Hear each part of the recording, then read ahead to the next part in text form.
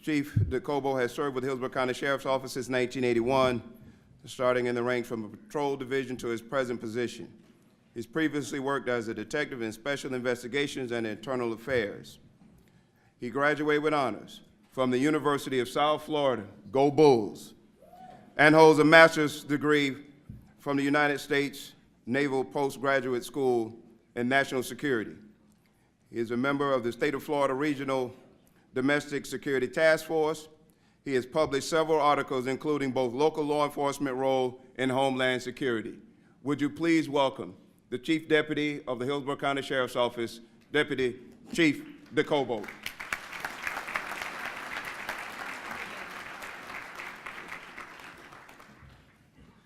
Thank you, Darryl. Good morning. Good morning. You can do better than that. Good morning. Good morning. On behalf of Sheriff G, who unfortunately is unable to be here this morning, and all the men and women of the Hillsborough County Sheriff's Office, I want to welcome you to Tampa and this 30th annual conference. We've been part of this conference since the very beginning, since the first one, and we take great pride in knowing that we play a part in each and every conference that's been held for the last 30 years. I certainly want to thank Attorney General Bondi and her staff and the organizing committee for the tremendous job they've done in putting together what is going to be an extremely informative conference for you.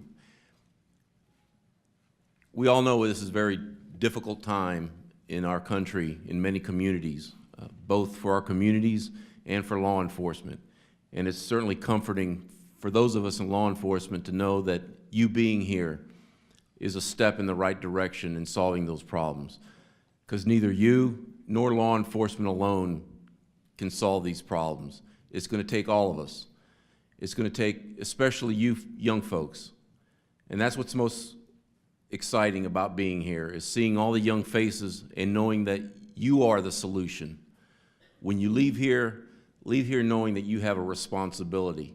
The responsibility to carry forth what you learn here and to pay it forward. Pay it forward 10 times over.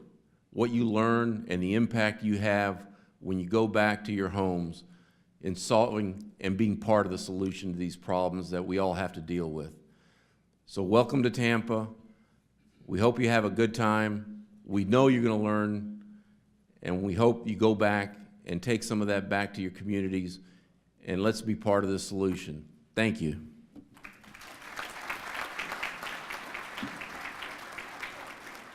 Chief Docobo, before you leave, the host committees have decided that we wanted to leave something back in each city that hosts this conference for their hard work. And it is a small contribution towards the Sheriff Explorer. So on behalf of this host committee, Derrick Brooks Charity, and the man who owns this hotel and every building down the street, the lightning owner, Mr. Vennick, we'd like to present a small check to the Hillsborough County Sheriff's Office Explorer Program. Yay. Thank you, Darryl. Thank you very much.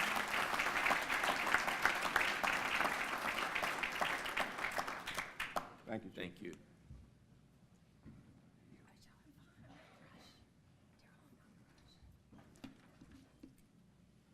Remember that booklet I said disregard? You see, this next speaker, it says Assistant Chief. Now, when it was printed, that was his title. Exactly a week ago today, he was confirmed by the Tampa City Council. I don't know if you got a chance to get that new chief check yet. I had the chance to talk with the chief at length for about 50 minutes after his confirmation, and let me tell you, he has some great plans for this department and this community, which will yield an even stronger department and a stronger relationship with the community. It was nice to hear Sheriff G say 2 weeks ago when I met with him that Chief Ward is going to be a great chief, because Sheriff G said, I already gave you another elevation. Sheriff G said he understands that there is no imaginary crime boundary line between the city and the county. Chief Ward's experience fighting crime in District 3 and his years of service in special operations have prepared him for his new post in his 27-year career. He has served as the department's Special Teams Commander, overseeing K-9, Mounted Patrol, Traffic, Air Service, Marine Patrol, the Dive Team, the SWAT Team, Hostage Negotiation Team, the Bomb Team, Honor Guard, and Special Incident Management. In other words, young people, he's cerebral. He can think on his feet quickly. Each year, Ward helped oversee security at more than 800 city-sponsored events. In other words, he is the man that they call on to make sure things go correctly. He's a well-rounded person. He has a well-rounded career. He's also the two-time recipient of the department's Officer of the Year Award. He has earned a Bachelor of Arts degree in criminal justice from St. Leo University. He is a family man, married with 2 children. Ladies and gentlemen, can you please help me welcome on his first major event as Police Chief, Chief Eric Ward of the Tampa Police Department.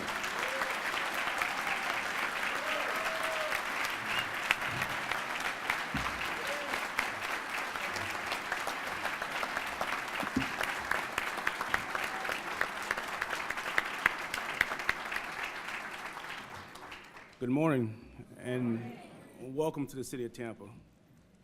You know, I've been on the job for about a week, and boy, I wish somebody had given me a call and let me know what I was in for. But there's 3 things we need to focus on, and I'm glad that everyone came today. 3 things that I want to outline is, 1, the first program we need to focus on is our community outreach. You know, programs such as PAL, you know, our youth academies, and the Explorers programs. Those are programs that give our young youth an opportunity to succeed. You know, we need to go back home to our own agencies and look at our programs and see how we can increase those programs. See how we can afford more youth an opportunity to succeed in life by simply mentoring them, you know, putting them on the right direction. The second area that we like to focus on is our violent crime. Throughout the nation, our youth are getting involved in violent crime at a younger and younger age. You know, this is the issue that we can't arrest our way out of. This is one of those issues that everybody needs to get involved, not just law enforcement, the community, the parents, everyone. Now, working together as a partnership, we can solve this issue. But this is going to take a community to get it resolved. The last area we like to focus on is our training of our police officers. Training is very important.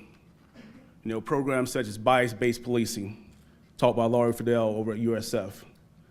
Those programs identifies that each of us have biases, but it teaches us how to work within those biases to get the job done. Programs such as racial profiling. Those are very important to every agency, and every agency should look at those programs and bring them back to their agency if they hadn't already done so. Last and most important is our scenario-based training for our police officers. Putting those officers in situations where they're interacting with the community in a training environment, having those programs or scenarios where these are routine events that they encounter every day on the street. The better trained they are, the more professional they are, the better relationship we have with our community, and the better the agency is. Those are 3 goals that we all should take back to our agencies, communities, and put out. You know, like I said, when I first started, when I got up here, it's not just law enforcement. It's a community effort that's going to get the job done. You know, there's roughly 1,000 police officers in the city of Tampa, but there's 350,000 residents. So with our residents' help, we're going to solve crime. I hope that everyone enjoys their time in Tampa. If you need anything, please give me a call. My number is 911.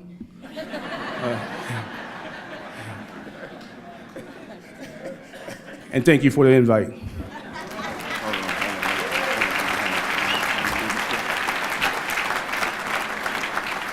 Also, we want to make a donation to the 2 rich houses that are operated here in the city of Tampa there's one in Sulphur Springs, high crime neighborhood, where we have the police working with young people in the community. Earl Silas is here with some of those young people, and the other is in another area called Robles Park. And Officer Susan Bowers does an excellent job of working with those young people over there.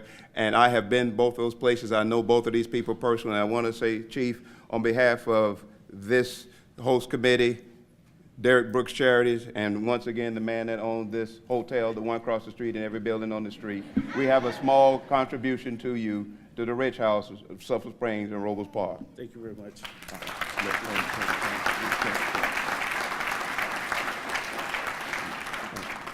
you. What can I say about our friend and our leader, Pam Bondi? Thanks to you, General Bondi, and people like Senator Joyner for working together on the issues that unite us, like crime and crime prevention, rather than shutting down and going home on the one thing that divides us.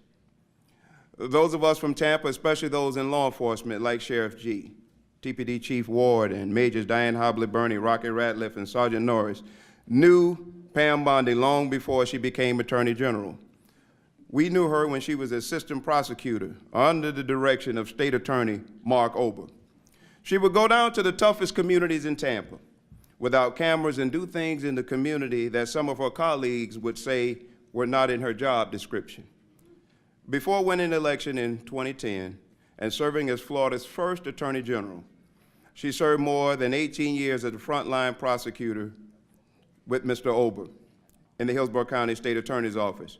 Her opinions and commentary were featured regularly on national broadcasts and cable news channels, and she was honored with the leadership position for the NAAG, National Association of Aspiring Governors, National Association of Attorney Generals, I'm sorry, by her fellow Attorney Generals, I'm sorry.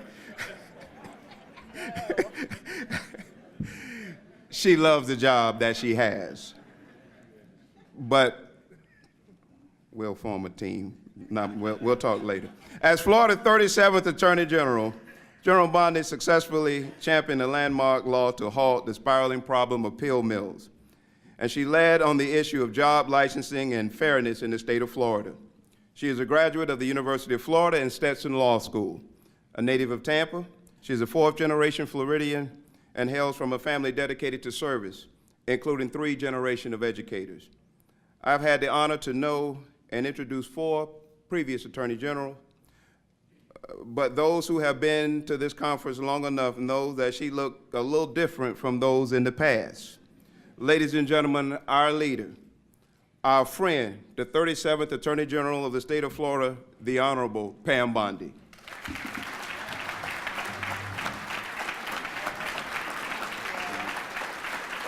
Thank you. Sit down, please.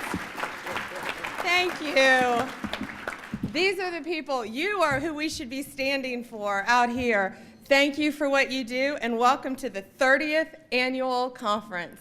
Emory couldn't be here. His granddaughter was having minor surgery today. So this is the first conference he missed, and you all know Emory Gainey. He was devastated not to be here. But great teamwork, and Daryl, thank you for everything you do for putting this together. Hey, Reverend. You know, I am so happy to be here in my hometown today. And as a member of National Attorneys General Association, there are 56 of us around the country, and you're wondering 56, Guam, the islands, DC, so that totals 56.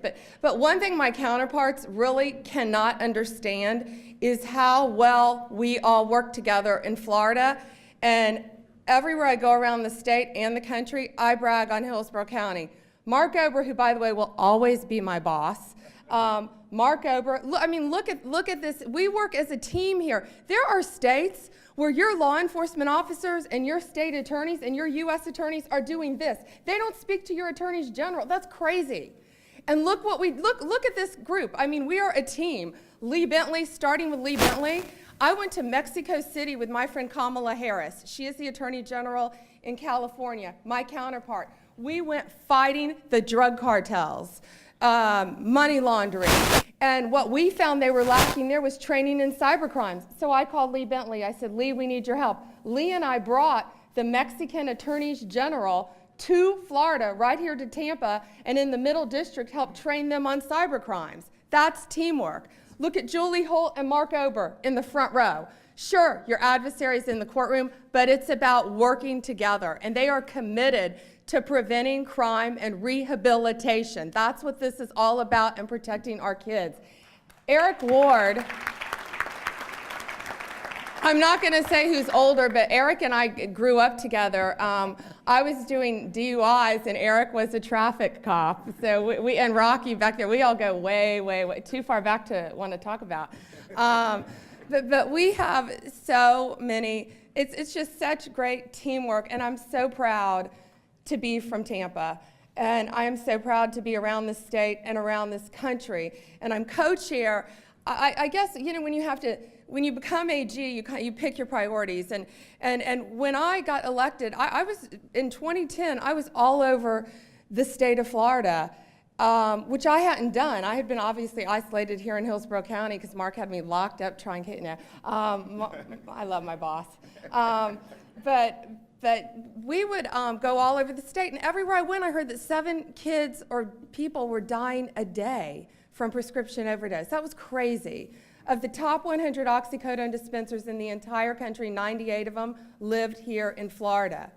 So we went in, they had tried for 7 years to pass legislation, and this was a team effort. And I'm sorry, where did Chief Docobo, did he have to leave? I know David had some, Sheriff G had some family issues too, and I talked to him this morning, but Sheriff G, I know, wanted to be here, and I can't believe I didn't say he's a partner, right? I mean, we all work hand in hand. And we work great here with the FBI, with the DEA, with ATF on this war on drugs that we're fighting. So we went in our first session, and they had tried 7 years to pass legislation. Now we have some of the toughest in the country. Of the top 100 drug dispensers in the entire country, 98 of them were here. That's crazy. Now we are down to 0.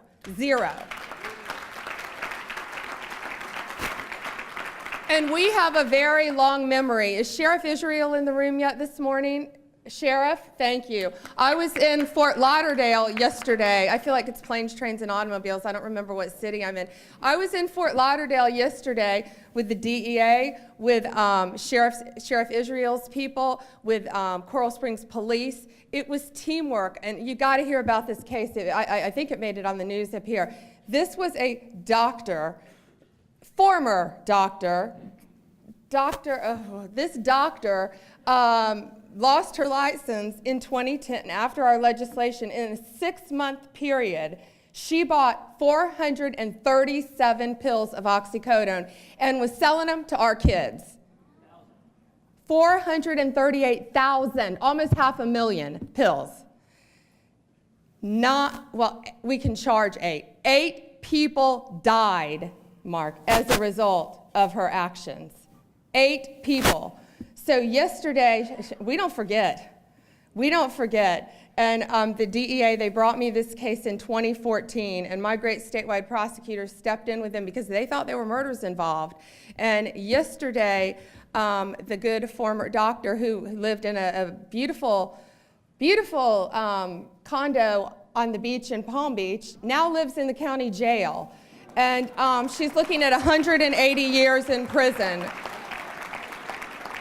And this has been going on since 2010. So yeah, isn't that crazy? She was giving these patients liquid oxycodone. So those are the things we're doing. And recently, I was just with Sheriff Judd in Polk County. Sheriff, I don't know if you're here. I know your folks are here. But we did a huge case, a meth bust. And we took some really, really bad people off the streets, all working together. Chief Holloway and I have done so much together. So it's a team effort, and that's what's so very important. And you know, we're blessed that we're at an all-time 44% crime low, and that's because of the all-hands-on-deck approach that we've been doing. And the National Conference on Preventing Crime in our community attracts law enforcement officers throughout the country, throughout the state, our state attorneys. And I just want to introduce somebody to you because he's very special to me. He's like a little brother to me. And he has helped me tremendously on this war on drugs. The history is he ran against me for Attorney General in 2010, and we became dear friends. And he is now the elected state attorney. And then I hired him. He worked with me to fight this war on pills. Dave Ehrenberg, stand up. And he's a newlywed, and he's going on his honeymoon Friday, so I give too much information. But but it's such a great teamwork, and Mark has led the Florida Prosecuting Attorneys Association. You see Julie Holt, I can't get rid of Julie in my office, which is a good thing. She's in Tallahassee all the time lobbying for all of us, for the public defenders, for the judges, for the clerks, for the state attorneys. It's all working together to make Florida a safer place. And you know, I met Derrick Brooks many years ago, and I can go talk to kids all day long, but I feel like I'm talking at them. Derrick Brooks talks to them. And boy, does he ever. And I was floored when I heard Derrick. I just couldn't believe it. But these kids, I'm blind, I kind of need lights, sorry guys. These kids are actually, I think somebody leaned on them probably. But these kids, Derrick, you're my hero. And there are a bunch of young men to the right. Will you guys raise your hands? Who would love to meet you. I've already told him, and he's going to take pictures with all of you afterwards, guys. But the things that all of you do with Daryl Daniels, with the foundation, with the Lightning, it's a community partnership too. And that's what makes Tampa so special. That's what makes Florida so special. And my counterparts, again, around the country just can't believe how well we all work together. But Derrick, you are so passionate about what you do. And anytime I call him, he's there. I've called Coach Dungy so many times on very personal issues involving people who needed his help around the state of Florida. Without hesitation, he's there. Those are heroes, those are leaders, and that's what they do. And today, these workshops that you participate in will hopefully provide you with valuable information to take back and help our kids and fight this war on drugs and keep our kids safe. They're going to teach you conflict resolution, how to stand up to domestic violence, which I could talk all day about. We're making great strides, but we still have a long way to go. We know that on the domestic violence front. And it's about creative and innovative problem solving. And that's what you learn. And your attendance here today is a testament to your commitment to making your communities safe. And that's why it's so important. We talked about pill mills. We talked about, when I took office, to synthetic drugs. Please go back to your communities. We've outlawed 132 compounds, I believe. I can sign an emergency order, and that's how we've been able to get them off the streets before they go through session, because otherwise these creative chemists change the compounds up. What it really is, it's synthetic heroin, LSD, acid, and they're getting them on the streets to our kids. So please go back to your communities. Please go back and talk to kids about that. They are illegal, but it's very profitable. So there's all law enforcement still, they're nodding their heads. So they're still being made. We are well aware of this new drug called Flakka, F-L-A-K-K-A. Mark, get ready for that. Okay, you guys, okay. We're reviewing it very closely with law enforcement. So hopefully we'll get that off the streets, because we're hearing actually horror stories about what these drugs are doing. It's also called gravel, and it's causing teens across our state and across our country to be delusional, have hallucinations. In one case, just a couple weeks ago in Central Florida, a young girl took Flakka and became convinced that she was the devil. She jumped out a closed window. I mean, this is the type of stuff we're all dealing with now. It's crazy. She jumped out a closed window and thought the police officers were the devil and started chasing our police. So that's, we're hearing reports all over the place. A man impaled himself on a fence outside of a police station, convinced that he was being chased by dogs. I mean, these are hallucinogenic drugs, and they're so very, very, very frightening. So you'll be hearing a lot more about that. We also did a thing called Neonatal Abstinence syndrome, when the emergency room doctors right here in Tampa at St. Joe's called me and said, babies are being born exposed, like the old crack baby epidemic. Babies are being exposed to oxycodone, to all these crazy new drugs. These moms are taking this stuff when they're pregnant. And so I immediately came down. I went to St. Joe's, and these babies didn't cry, they shrieked. Just like the worst addict you see on TV going through withdrawals, that's what these babies were doing. So I'm not a fan of a task force, but we formed a task force because we had to do something. We had 3 years to do it. We finished it in 6 months. Now we have, I think, over 1,000 lives we've saved, people in rehab, billboards everywhere, don't let your baby be born with detox. We are doing education campaigns. We're out in the OBGYN's offices where we're working. It's not about taking your baby away from you. It's about keeping you together and helping the moms and helping the babies. And that's what we're continuing to focus on. And so what we do nationally, Tennessee is now implementing what we did here in Florida. And, you know, we always say, we have no right of authorship. Take what we did, rip our name off, put yours off it, and save people in your state. And so that's what we do so well here in Florida. And I want to thank Governor Scott, because the pill mills, as you know, they sunsetted this last time, and that's been a huge fight. Some people didn't believe that we needed this legislation. So now it is in permanent effect. We're never going to have to fight that again. And in January, we're going to go back and try to get the prescription drug monitoring program funded. 2 years, our legislature chose not to fund it. So our law enforcement came forward 2 years ago and said, you know what, we'll fund it. We're going to find out who's selling these drugs to our kids. Last year, they thought they got me again, and it wasn't funded. We had $4 million in settlement funds. We're funding it for the next 3 years. So we're going to be creative. We're going to work together. And we're going to do everything we can. Human trafficking is alive and real. I hope you all know that by everything that we're trying to do. And that's where we had to get creative. And that's where we're so good about partnering with our business community. Truckers Against Trafficking. Listen to this. The truckers came to us and they have formed, where do you take a little girl? And they're mainly little girls to traffic her? A truck stop. The truckers came to us. They are now our eyes and ears. And we're taking that national. I mean, that's how you have to be creative and partner with the business community and partner with all these great associations. They are out there calling in cases of suspected trafficking of our children. And I'm sorry, your child has no right of privacy on the internet. You have got to monitor what they're doing. And you know, people think they're at home having dinner with their kids, oh, my child's immune from this. They're not. They're online and they think they're talking to another 12-year-old. They could be talking to a 50-year-old predator. And we've seen cases like that. We're making the U.S. Attorney, they have been champions, thank you, Lee Bentley, on human trafficking in this war that we're fighting. And we have zero tolerance here in the state of Florida. I'm going to stop because I could go on and on and on. But we are doing everything we can to protect you. My door is always open. Our consumers are getting ripped off left and right. Just so you know, we are in hurricane season now, so get ready. Get ready. We're going to be sending out a lot of consumer messages on that. But we are committed to an all-hands-on-deck approach to protecting our children.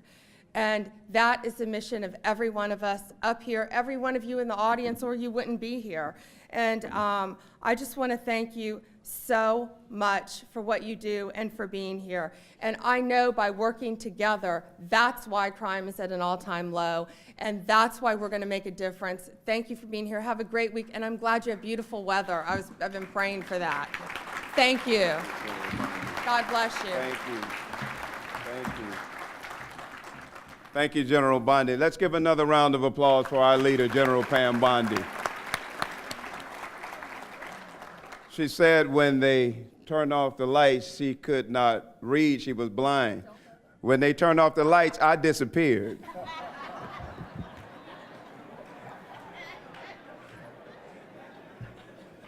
If you can't make fun of yourself, who can you make fun of? Our next speaker is someone that I have known for quite a long time. In fact, the first time he spoke to this conference in 2003, my 8th grade son, it was the last day of school, was going to 9th grade, and he was always into basketball, and he said, Daddy, I want to play football. I want to be like Derrick Brooks. And so I said, if you make straight A's next year, he was going to a magnet high school, you can play football. Because he hadn't made straight A's since the 3rd grade, so I knew he wasn't going to do it. Well, Not only did he play football his sophomore year, it took him through college and to the Atlanta Falcons. So I can tell you that Derrick had an impact. I also had an opportunity to sit with he and his staff and the founders, the Bartolo sisters, when they found the only A-rated charter high school, collegiate high school in Hillsborough County, in my office, where a young person can enter in the 9th grade and walk out as a graduate with a high school diploma in one hand and an AA degree in the other hand. What I know about this man is greater than the things that he has done on the field. But on the field in his younger days, he was known for, he was a hard hitter. Some say he hit running back so hard that their grandkids will still feel the sting.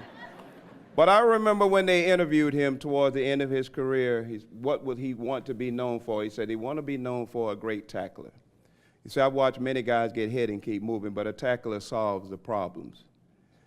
Not only was he NFL Defensive Player of the Year, the Walter Payton NFL Man of the Year, not only was he a Super Bowl winner with the Tampa Bay Buccaneers on the greatest defense in the 2000s, not only did he take the Bucs from worst to first, but last year I sat in Canton and watched this man be enshrined forever in the NFL Hall of Fame.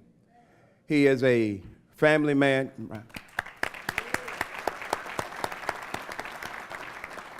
He is a family man. He is a man of the community.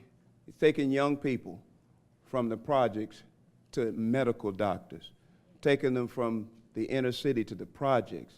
You know, people say, don't say project, public housing. Okay, public housing to Africa, to many places. He puts his money where his mouth is. And young people often ask me, do you see Derrick? Yeah. You get his autograph? I say, you should see the paper he autographs for me.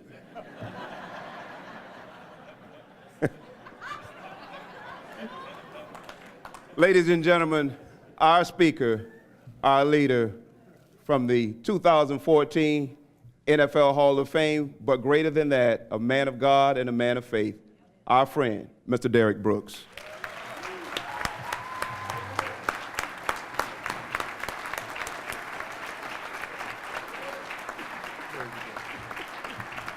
Thank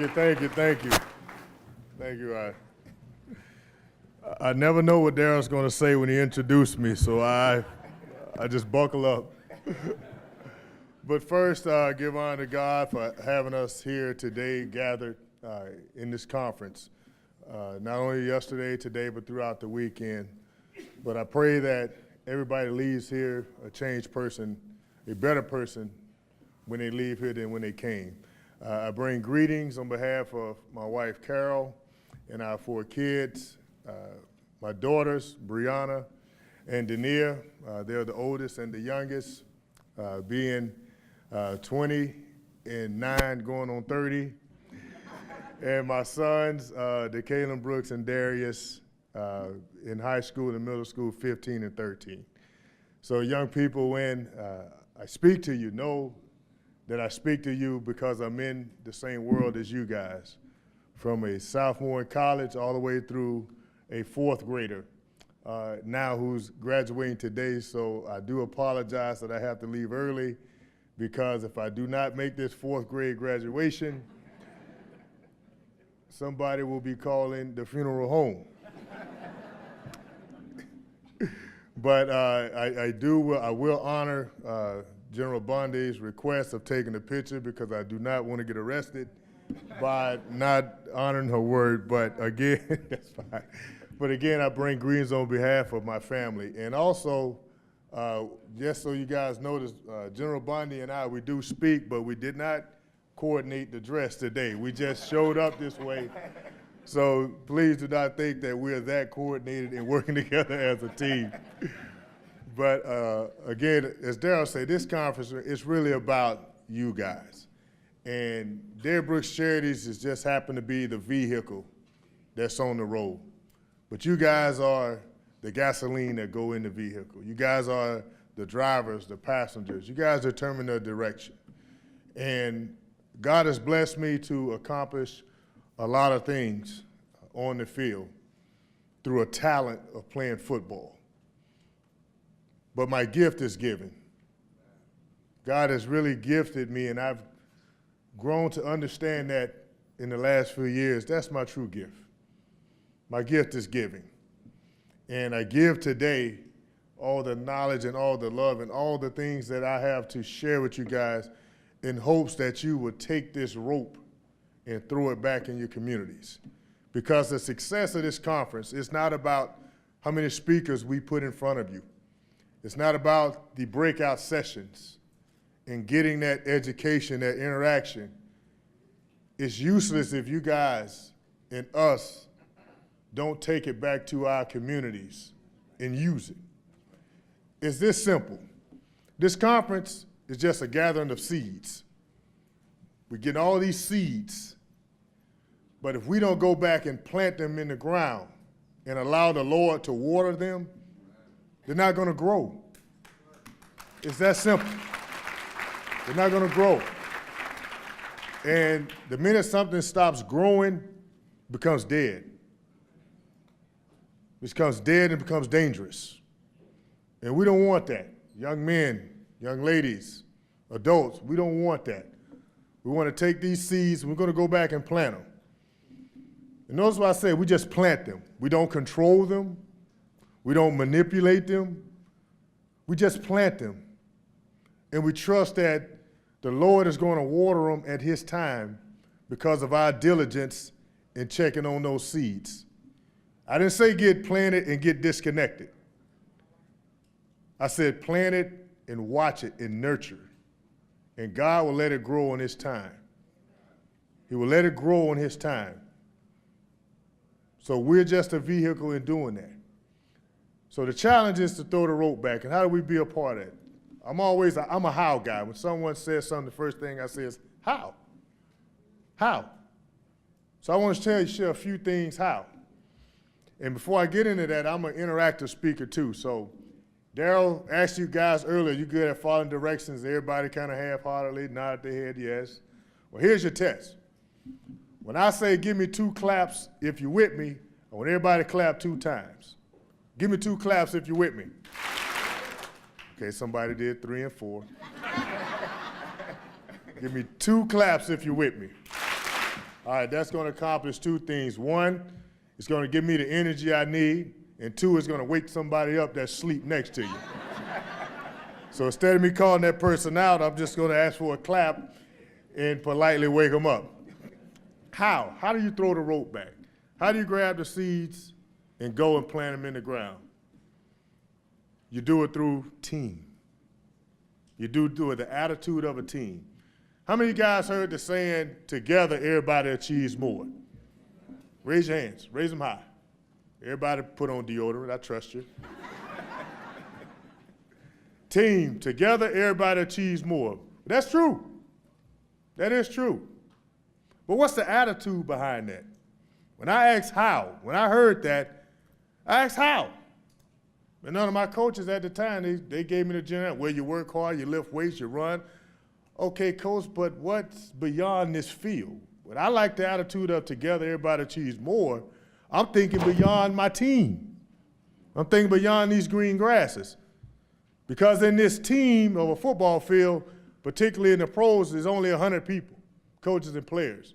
But when I hear together, everybody achieves more, I'm thinking beyond the walls of one buck. So I said, how?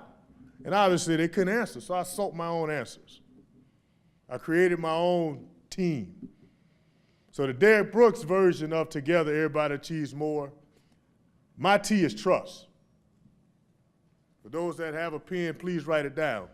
For those that have a phone, go to the notes part and type it in. That's my daughter my 9-year-old told me that 2 weeks ago. She said, Daddy, you write too much. You can just use your phone and type it in. I said, well, I'm old-fashioned, sweetheart. I apologize. I'm not a student at Google University. That's for you. But T is for trust. And how apparent is that in today's times? How apparent is that in today's time?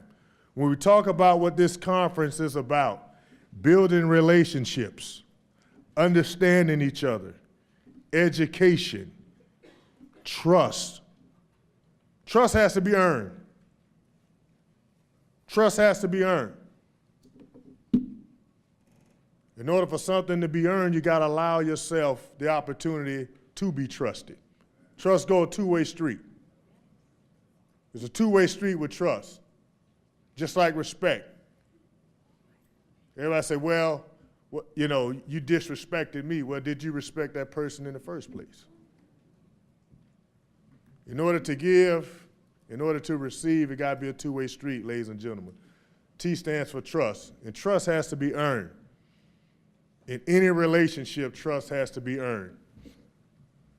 And once you earn that trust and you're part of a team, and it started to make sense to me, when I trusted my teammates more by seeing them how hard they work in practice, getting to know them a little bit better, we became a better team on the football field.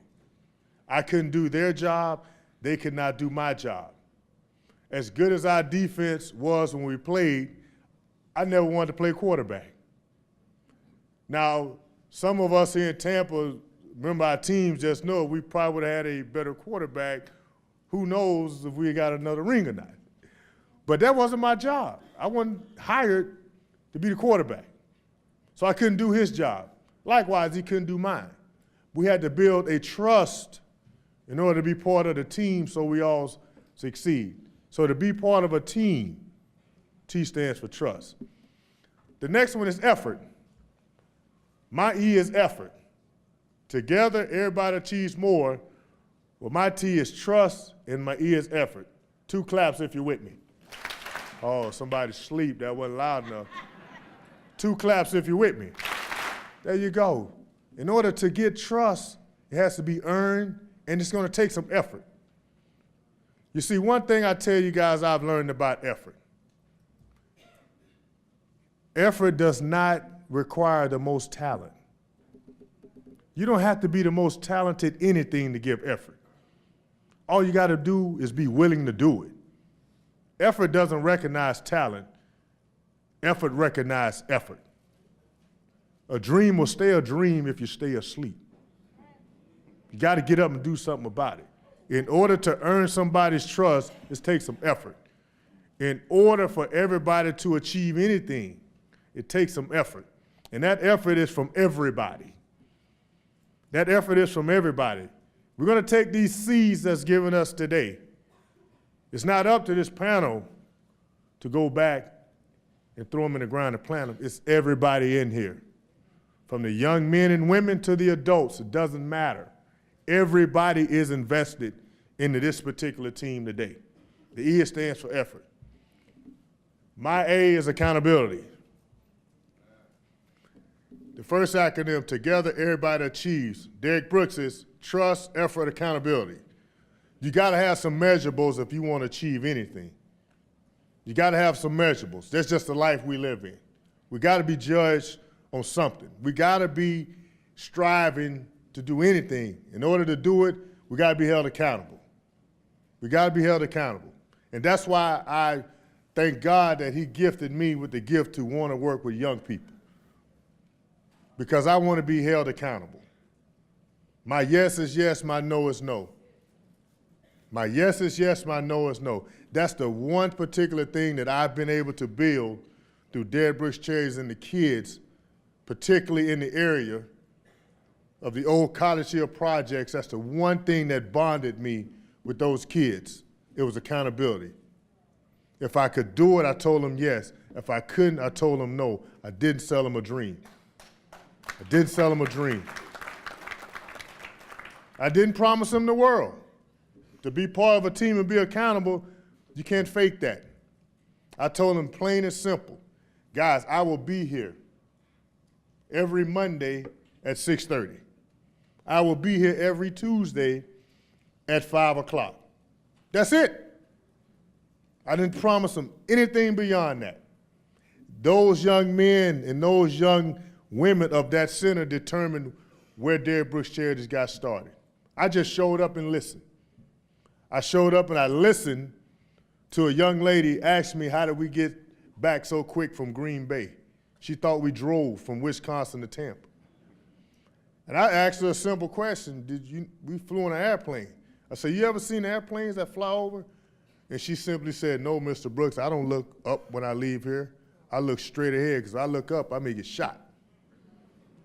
So she never had the experience of seeing an airplane just going from the Audley Evans Center to her home. So I decided to give them that same experience, because I never experienced an airplane ride until I was being recruited. I was being recruited to go to Notre Dame. That's the only time I had the opportunity to go fly. Now, obviously, when I got off that plane in Chicago and saw that white stuff, not where I want to be. Couldn't get back to Florida quick enough.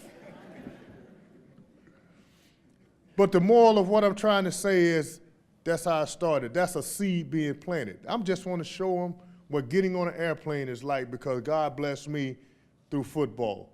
So we took a quick trip to Fort Lauderdale. Didn't want to bite off more than I can chew. Didn't want to. And from that trip, we just went down there and spent the day. We spent the day at Fort Lauderdale, went to the museum, because I'm all about education. So we educated them different. They used to, hey, we've been to Mosley. Well, let's go to a different Mosley in a different city and see what you learn.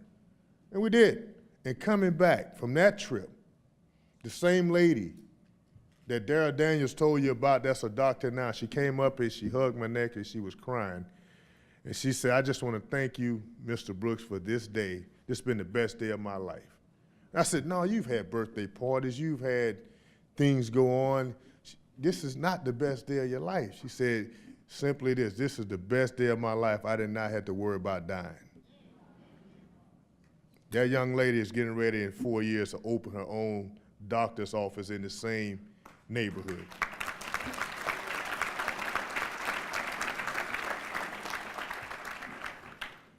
Her name's Dr. Natasha Spencer, and I guarantee you, Attorney General won't be going after her to lose her license.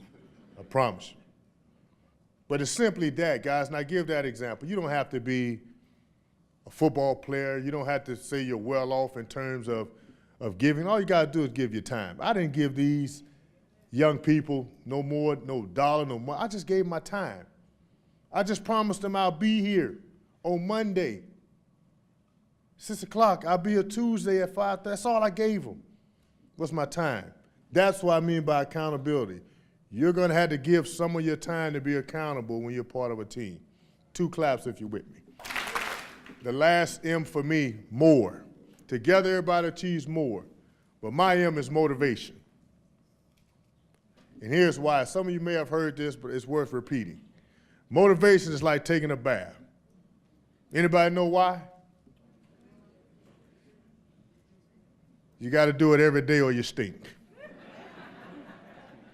You got to be motivated every day. You got to take a bath every day or you smell. A non-motivated person stinks. A non-motivated person is dangerous. A non-motivated person can destroy a team from the inside out. A non-motivated person is that one bad apple in a barrel that spoils it. A non-motivated person is that seed that will not get planted and grow. It's that deadness that I'm talking about. Well, thank God that's not us. That's not us in this room.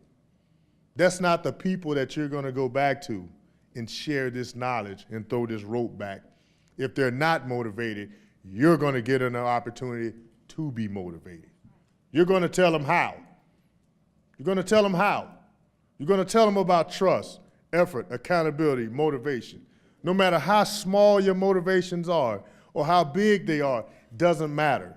The point is, motivation needs to be there to do your best. I can't tell you what to strive. I can't tell you what to strive for in your own motivation because I can't walk your walk. I can only share my walk in my environment. And my motivation is very, very simple. It's treat others how I want to be treated. That's my motivation. treat others how I want to be treated. If we start with that attitude of a team, we can get to trusting each other a little bit better. We can maximize our efforts. We can hold each other accountable, and we can set our accountability measures, and we can stay motivated because we're treating others how we want to be treated. Ladies and gentlemen, it's been a pleasure to address you guys today. I challenge you as I close. I challenge you, grab hold of these seeds. I don't care if it's just one seed. Grab it, take it back to the communities, and this is how you plant it in the ground. You share it with somebody else. Don't be afraid to do it, young men, young women. I know your environment is tough. I got 3 teenagers. I got a college student. I know the conversations. I know it. I know how tempting social media is. It can be very good on one hand, it can destroy you on the others. I know that walk. Because it's part of your world, I just say be careful. Think before you hit sin. Think before you hit sin. Think twice before you hit post. Think 3 times before you snap. Because the picture that you're sending out may not represent the person you are inside. The picture that you're sending out, if it does not represent the person you are inside, hit delete. Trash. Cancel. That's my advice to social media, guys. I understand it could be a very, very powerful vehicle in the positive direction in getting out the word. It really can be.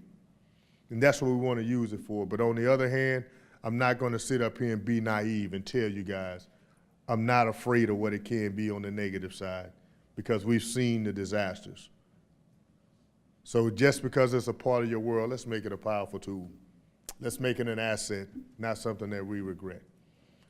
Think twice before you hit sin. Think 3 times before you hit post, and think even longer before you snap. Ladies and gentlemen, you guys have been beautiful. Give yourselves a round of applause.